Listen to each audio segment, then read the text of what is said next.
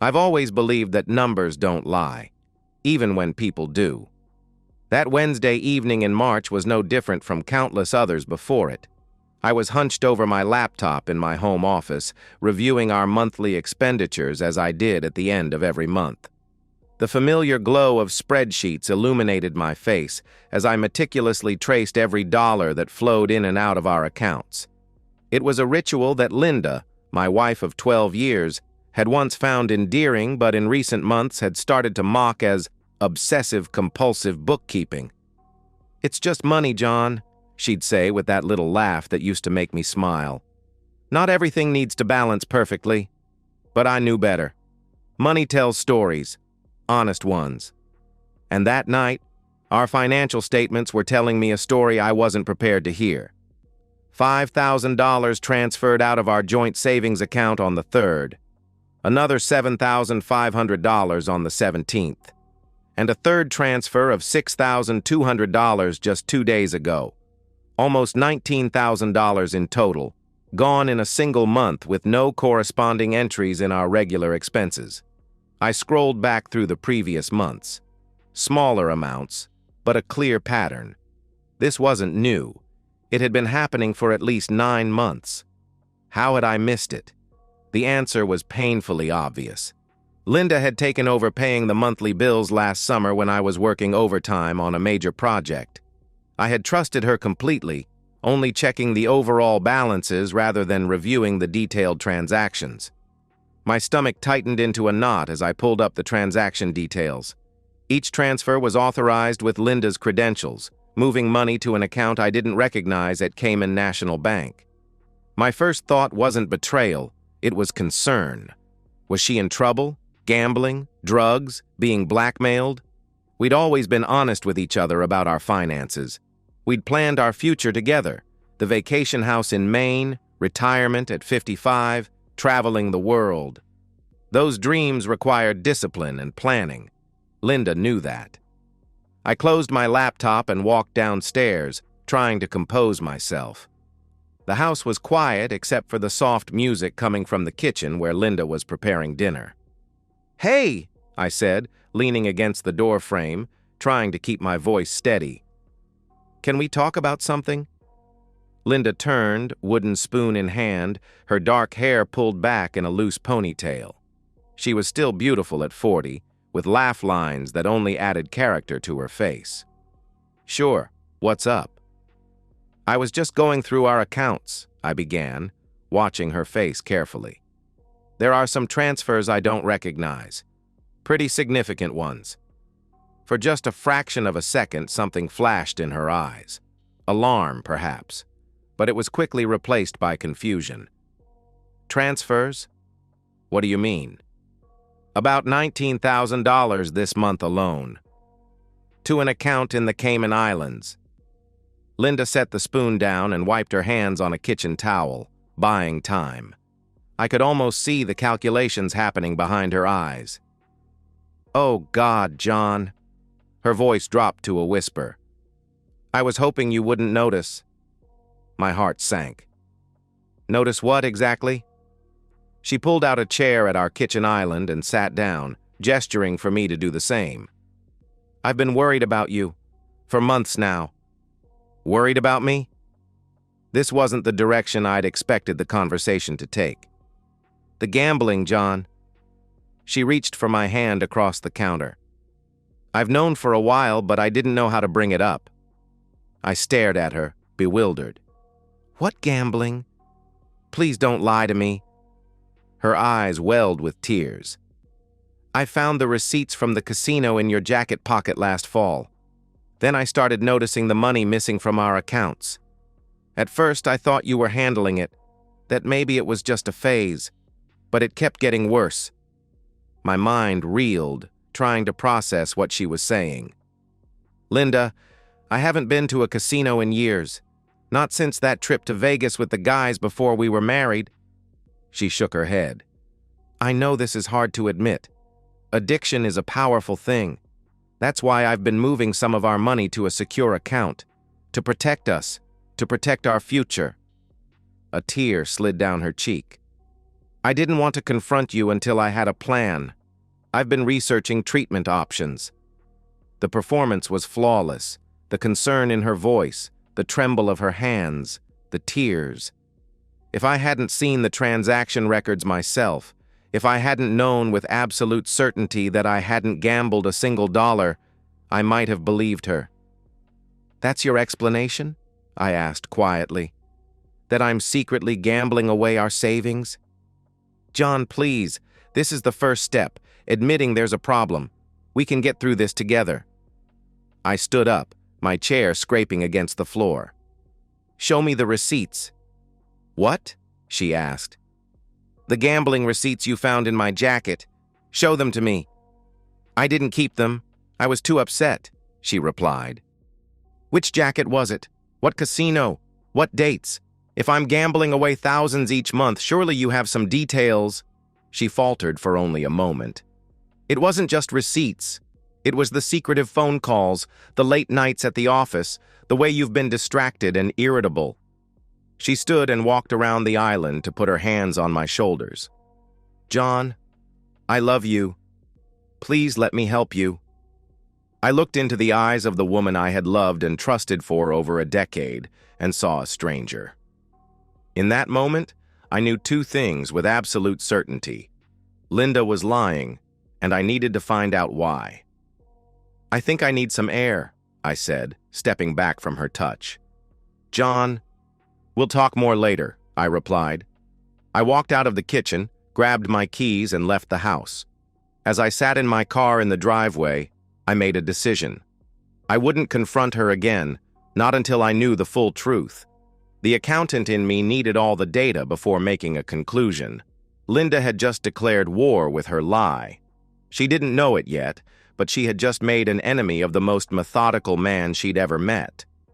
People often mistake quiet for weak. They confuse methodical with slow. Linda had always teased me about my meticulous nature, my need to check and double-check everything. "Live a little, John," she'd say. "Not everything needs a spreadsheet." But now, my so-called obsessive attention to detail would be my greatest asset. I drove to a coffee shop across town, ordered a large black coffee, and opened my laptop. First, I needed to safeguard what remained of our finances. I couldn't move money without Linda being notified, but I could set up alerts for any transactions over $100 on all our accounts. At least I would know immediately if she tried to take more. Next, I logged into my email and created a new address under a pseudonym. I'd need it for what came next. As an IT security consultant, I had skills most people don't. I wasn't a hacker. I worked on the defensive side, protecting companies from data breaches. But I knew enough about digital forensics to begin piecing together what was happening in my own home. When I returned 3 hours later, Linda was already in bed. She'd texted me twice, playing the concerned wife. "I'm here when you're ready to talk, and I only want what's best for us." I replied with just enough contrition to seem believable. "Need time to think. Don't wait up." The next morning, I left early for work, avoiding another conversation. Linda sent another text around noon. "I've made an appointment with a therapist who specializes in gambling addiction. Saturday at 10. Please come. I'll be there with you." I replied, "Okay." Let her think I was coming to terms with her narrative. At work, I was on autopilot, my mind consumed with uncovering the truth. During my lunch break, I called our cell phone provider and gained access to our detailed call and text records for the past year. Linda and I were on a family plan that I'd set up and paid for. The customer service representative was hesitant at first, but I knew exactly what information to provide to verify my identity. That evening, I downloaded the records and began my analysis. Linda's call history showed frequent communications with a number I didn't recognize. Several calls per week, often during her lunch break or when I was working late. Many of them lasted 30 minutes or more. I ran the number through a reverse lookup service. It belonged to Mark, my brother. The room seemed to tilt slightly as I stared at the screen. Mark and I had never been close. He was 5 years younger, more outgoing, less focused on building a stable future. but he was still my brother. We saw each other at family gatherings, occasionally grabbed a beer when he was in town for business. He'd been at our house for dinner just 2 weeks ago. I scrolled through the text message logs. The content wasn't visible, only the metadata, dates, times, numbers. But the pattern was unmistakable. Linda and Mark exchanged texts almost daily, often late at night. This wasn't proof of an affair, I told myself. Maybe they'd become friends. Maybe she was planning a surprise for me with his help. Maybe. But the money transfers to the Cayman Islands couldn't be explained away so easily. I needed more evidence. The next day was Friday. Linda mentioned over breakfast that she had a girls' night planned with her friends from work. "It might be good for us to have a little space before tomorrow's appointment," she said, stirring her coffee. "Give you time to process?" I nodded, playing along. "You're probably right." As soon as she left for work, I began the next phase of my investigation. I went to our home office and examined Linda's laptop. She'd always used the same password for everything, a combination of her childhood dog's name and the year we were married. I wasn't proud of logging into her computer, but I needed answers. Her email was the first place I looked. Nothing incriminating at first glance. Then I checked her deleted items. Empty. Too empty. Linda never emptied her digital trash. It was one of those small differences between us that used to seem endearing. I installed a recovery program and let it run. Within an hour, I had access to hundreds of deleted emails. Most were mundane: newsletters, promotions, work correspondence. But there was a separate Gmail account I didn't know about. The recovery program had captured the login credentials from the browser cache. I opened a private browsing window and logged in. And there it was, the full, unvarnished truth. Emails between Linda and Mark going back 18 months. At first, innocent enough, jokes, articles shared, comments about family gatherings, then flirtatious, then explicit, planning meetups when I was traveling for work, complaints about me, my predictability, my caution, my boring attention to detail. Then, starting about 10 months ago, plans, detailed plans. "We could have a fresh start somewhere warm," Linda had written. "Somewhere no one knows us." "What about the money?" Mark had replied. "Starting over isn't cheap, and my business isn't exactly booming. John has always handled our finances. There's more than he's told me about, I'm sure of it. And he never checks the accounts anymore. Not since I took over paying the bills. I'll start small, so he won't notice." I felt physically ill as I continued reading. They'd planned everything. The gradual siphoning of funds to an offshore account, the eventual disappearance. They'd even discussed what story to tell people, that Linda had finally left her controlling husband to find happiness. And most recently, the contingency plan if I discovered the missing money. "If he notices, I'll tell him he has a gambling problem. I'll say I've been moving money to protect us from him, not to take it from him. No one would question it. He's always been so uptight about money. People will think he finally snapped under the pressure." They'd booked tickets to Grand Cayman for May 12th, our anniversary. The irony wasn't lost on me. I found records of the offshore account, including login credentials. I checked the balance, $147,500, nearly half of our life savings. I downloaded everything, emails, account details, travel itineraries, and saved multiple copies in secure cloud storage. Then I carefully covered my digital tracks on Linda's computer. That night, Linda came home around 11, smelling faintly of wine. She seemed surprised to find me still awake, reading in the living room. "How was girls' night?" I asked, not looking up from my book. "Good. Needed." She hesitated. "About tomorrow's appointment." "I'll be there," I said, finally looking at her. For the first time in our marriage, I saw her clearly, not as the woman I loved, but as someone capable of elaborate deception. It was like seeing a beloved painting suddenly revealed as a forgery, all the same features but fundamentally false. "Thank you." She leaned down and kissed my cheek. "It's the first step toward healing." As she headed upstairs, I called after her. "Hey, have you heard from Mark lately?" I tried calling him today, but no answer. The slight stiffening of her shoulders was almost imperceptible. "No, not for a couple of weeks." "Why?" "No reason. Just wondering how he's doing." That night, lying next to the woman who had planned to abandon me, I began formulating my response. Linda and Mark had been meticulous in their planning, but they'd made one critical mistake. They'd underestimated me. I didn't go to the therapist appointment. Instead, I called Linda an hour before and told her I couldn't make it. A work emergency required my immediate attention. Her disappointment sounded genuine, but everything about her seemed suspect now. "John, this is important. Your recovery—" "I know," I interrupted. "Reschedule for next weekend. I promise I'll be there." I spent that Saturday implementing the first phase of my plan. With the login credentials I'd recovered, I accessed the Cayman account Linda and Mark had established. Banking in the Cayman Islands is known for its secrecy, but that works both ways. It's also more difficult to trace unauthorized access. I didn't take the money. Not yet. First, I needed to establish a paper trail that would protect me later.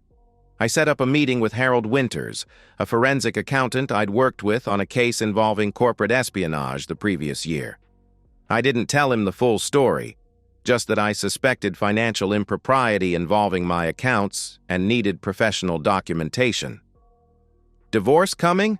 Harold asked bluntly as we sat in his office Monday morning. "Just covering my bases," I replied. Harold nodded. He'd seen it all before. "Smart man. Let's see what we're dealing with." Over the next 2 weeks, I maintained the facade at home. I attended the rescheduled therapy appointment, where I played the role of a man struggling to admit his gambling problem. Dr. Reynolds seemed slightly confused by my calm demeanor and the lack of typical addiction patterns, but Linda was quick to fill in the gaps with fabricated examples of my erratic behavior and unexplained absences. "John has always been good at hiding things," she told the therapist, reaching for my hand with feigned support. "He keeps everything bottled up inside." I squeezed her hand in return, thinking how right she was, though not in the way she imagined. Meanwhile, Harold had documented every unauthorized transfer from our joint accounts. I also learned that Linda had taken out a second mortgage on our house without my knowledge, a feat that required forged signatures and likely the help of someone at the bank. Another $175,000 diverted to their escape fund. "This is serious fraud, John," Harold warned. "Multiple felonies. Whoever did this could face substantial prison time." I nodded, keeping my expression neutral. "And what about recovering the funds?" "That's the tricky part with offshore accounts, but not impossible, especially with the documentation we've compiled." The following weekend, Linda mentioned that her sister Kathy was having a small crisis and needed her support. She'd be gone overnight Saturday to Sunday. "Take all the time you need," I said. "Family is important." As soon as she left, I called Kathy directly, expressing concern about Linda's stress levels and asking if she was holding up okay with everything going on. "What do you mean?" Kathy asked, clearly confused. "I haven't seen Linda in weeks." "Oh, my mistake," I backpedaled smoothly. "I must have misunderstood. I thought she was heading your way this weekend." After hanging up, I called Mark's apartment. No answer, as expected. I drove by later that evening. His car was gone. I used the opportunity of Linda's absence to set up small, discreet cameras in our home office and bedroom. I'm not proud of this step, but I needed to know if she was destroying evidence or communicating with Mark in ways I couldn't track electronically. The footage from that weekend confirmed my suspicions. Linda returned Sunday evening and immediately went to the office, where she placed a call on a prepaid phone I hadn't known about. "It's all going according to plan," she said to the person on the other end. "He suspects nothing. Yes, the final transfer is scheduled for next week. Don't worry about John. By the time he figures anything out, we'll be long gone." That night, I made my move with the offshore account. Using a series of VPNs and anonymizing tools, I initiated a complex set of transfers. I didn't simply withdraw the money. That would have immediately alerted Linda. Instead, I moved it through a labyrinth of temporary accounts, eventually landing in a secure account Harold had helped me establish. The process took nearly 6 hours to complete, but by morning, the Cayman account showed the same balance, while the actual funds were safely under my control. It was time for Phase 2. The next challenge was the social narrative Linda had been crafting. Over the past several weeks, she'd been systematically undermining my reputation among our friends and family. Casual comments about my concerning behavior, hints about financial stress, suggestions that I wasn't quite myself lately. I discovered this when my mother called, asking with poorly disguised worry if everything was okay with my finances. Later that week, my friend Dave invited me for beer and awkwardly offered to lend me money if I needed it. "Linda's worried about you, man," he said, studying my reaction. "We all are." I thanked him but deflected, neither confirming nor denying Linda's implications. Let her think her strategy was working. Instead, I began laying groundwork of my own. I scheduled a dinner party for the first Saturday in May, just 1 week before Linda and Mark's planned departure. I told Linda it was my way of coming clean to our closest friends and family, seeking their support for my recovery. "That's a huge step, John," she said, visibly pleased. "I'm proud of you for being willing to be vulnerable." I asked her to handle the invitations. "I want everyone important to us to be there, even Mark. Especially Mark. I need my brother's support too." If Linda found this request suspicious, she didn't show it. She was too close to victory to question her good fortune. In the days leading up to the dinner, I finalized my preparations. Harold had completed his forensic analysis, documenting every fraudulent transaction. I had copied all the incriminating emails and text messages. I had recorded phone conversations. I had documented Linda's lies to the therapist. I also consulted with Patricia Lawson, a divorce attorney known for her ruthless efficiency. I laid out everything I'd discovered and asked for her assessment. "This is one of the most clear-cut cases of marital fraud I've seen in my 20 years of practice," Patricia said, reviewing the evidence. "The premeditated nature, the elaborate deception, the involvement of a family member, the courts will not look kindly on any of this." "And what can I expect in terms of a settlement?" Patricia's smile was sharp. "With this evidence? She'll be lucky if she doesn't serve time. As for division of assets, I'd be shocked if she received anything beyond personal belongings. The fraud nullifies any claim she might have had to marital property." The night before the dinner party, Linda seemed almost giddy with anticipation. She spent hours preparing the house, planning the menu, selecting the perfect outfit. In her mind, this was the final act of her performance, the culmination of her masterful deception. After this, she would be free to start her new life, wealthy and unburdened. "It's going to be a memorable evening," I said as we got ready for bed. "It certainly is," she agreed, kissing me on the cheek. "I'm proud of you for taking this step." I smiled in the darkness, thinking how right she was, though not for the reasons she believed. The dinner party began at 7. Linda had outdone herself with the preparations: fine china, crystal glasses, elaborate flower arrangements. 14 people gathered around our dining table. My parents, Linda's parents, her sister Kathy, my cousin Sophie and her husband, 2 couples we'd been friends with since college, Mark, and his date, a convenient cover for his relationship with Linda. The first 2 courses proceeded smoothly.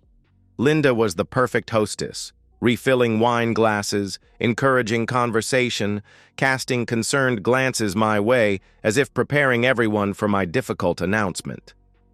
Mark avoided direct eye contact with me but seemed relaxed, occasionally exchanging what he thought were subtle glances with Linda.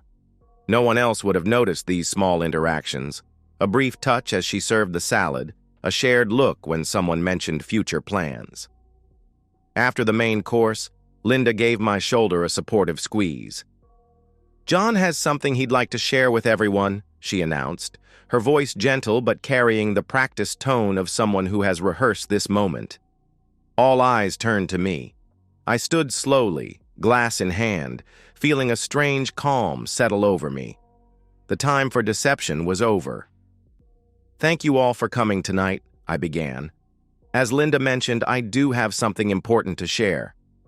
I paused, taking a sip of water. "For the past several months, Linda has been telling many of you that I've been struggling with a gambling addiction." Sympathetic nods around the table. My mother reached over to pat my hand. "She's explained that I've been secretive, that I've been losing large sums of money, that she's been trying to protect our finances from my destructive behavior." Linda smiled encouragingly. "There's just one problem with this story." I set my glass down carefully. "I've never had a gambling problem." A confused silence fell over the table. "What I do have is evidence of something far more troubling." I reached beside my chair and lifted up a leather portfolio I'd placed there earlier. "I have documented proof that Linda and Mark have been having an affair for over a year and have been systematically stealing from our joint accounts to fund their planned escape to the Cayman Islands." The room erupted in gasps and confused exclamations. Linda's face drained of color. Mark half rose from his chair, then sank back down. "John, what are you talking about?" Linda's voice shook with what might have sounded like genuine confusion to anyone who didn't know better. This is crazy." "Is it?" I opened the portfolio and began distributing copies of emails, bank statements, and phone records.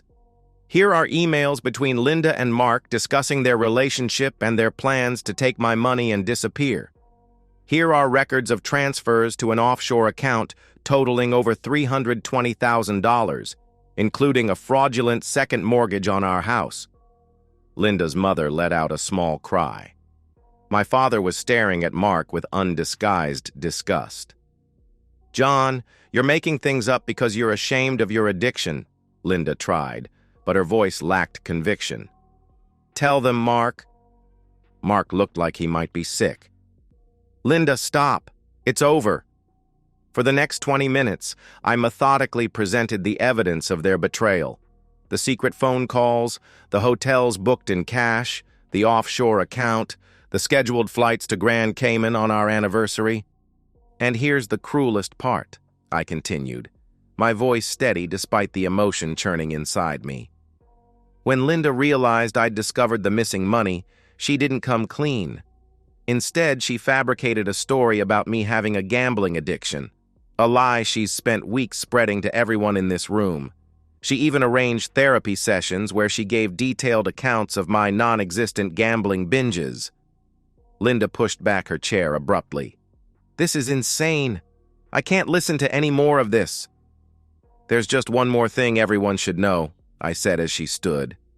"The money you and Mark stole, it's gone." Linda froze. "What do you mean, gone?" "I mean the offshore account you set up has a balance of exactly $0. Every penny has been recovered and placed in a secure account pending legal proceedings." Mark's face contorted with anger. "You had no right—" "Actually, I had every right," I corrected him calmly.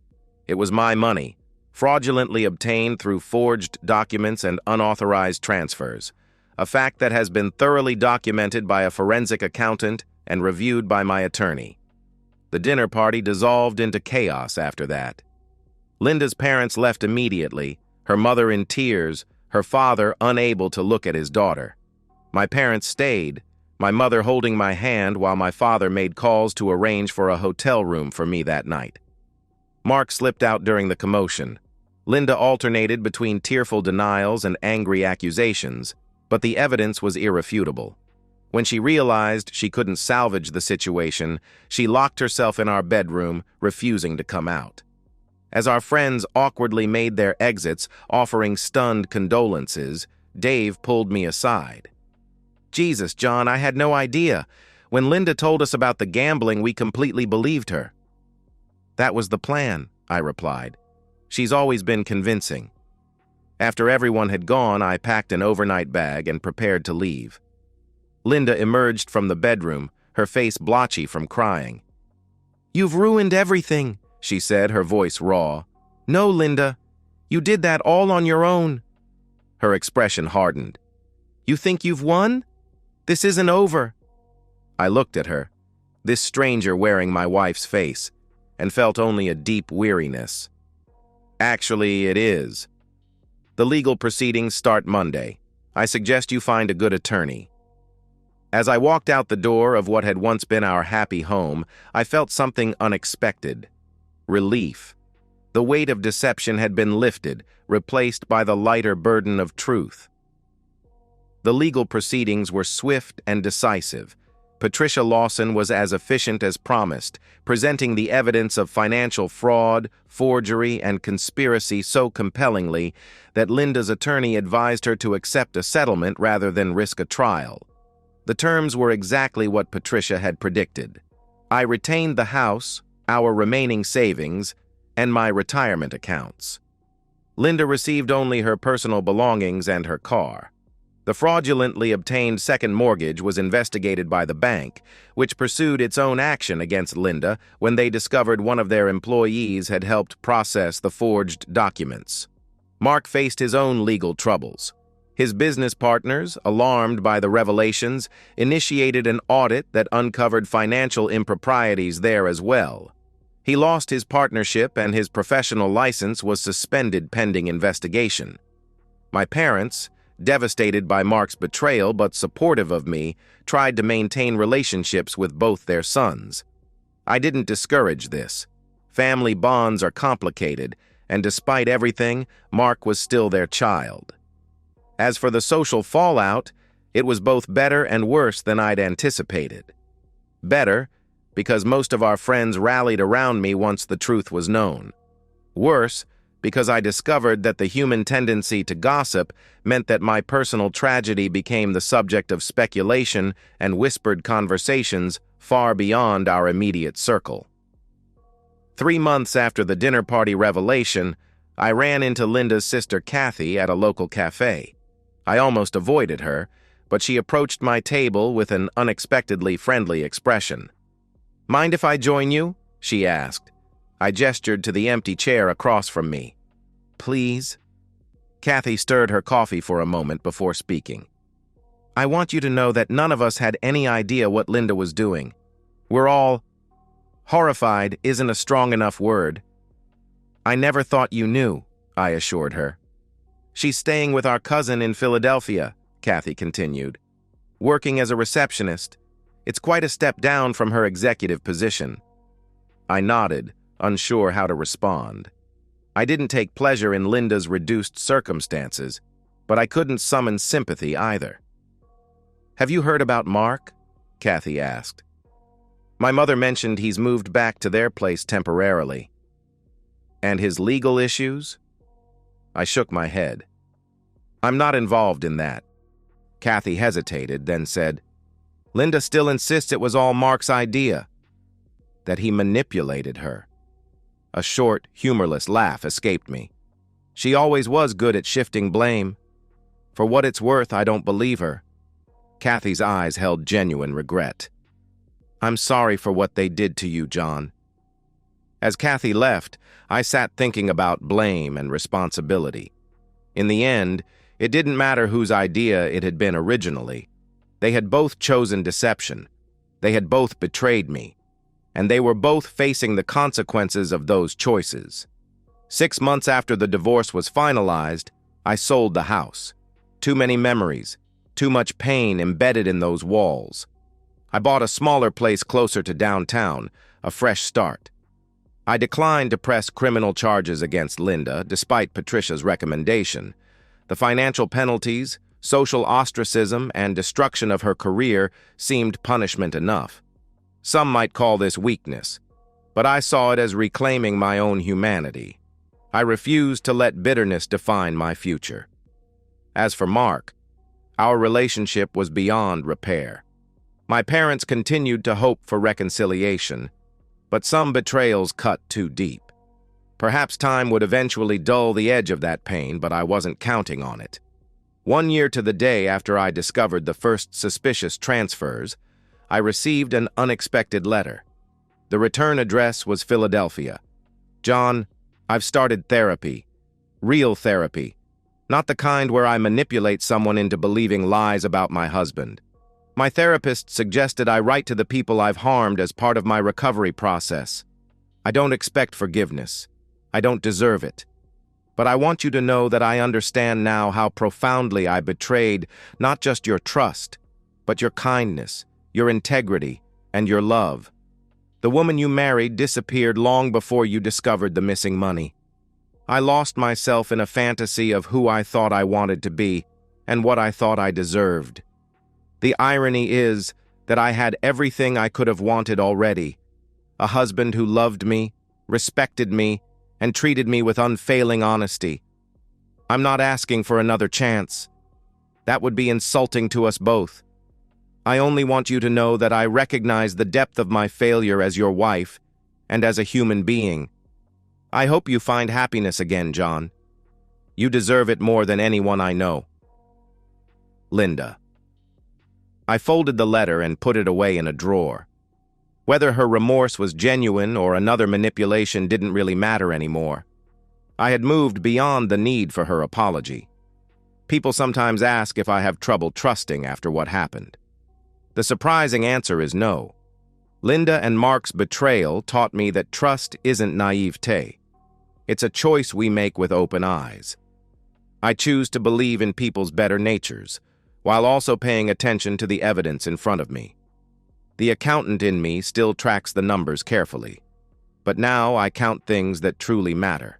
Moments of connection, experiences that bring joy, opportunities to grow. The ledger of my life balances differently these days, and I'm learning that sometimes the most meticulous calculations are the ones that have nothing to do with money at all. And so, we've reached the end of today's story. Was it what you expected, or did it take a twist you didn't see coming? I'm curious to hear your thoughts. Share them in the comments below, and let's get a conversation going. If this story kept you hooked, make sure to hit that like button. And if you're new here or just haven't subscribed yet, now's the perfect time to join our community. I bring you fresh, captivating stories every day, so click that subscribe button and turn on notifications so you never miss out. Thanks for watching, and I'll see you in the next one.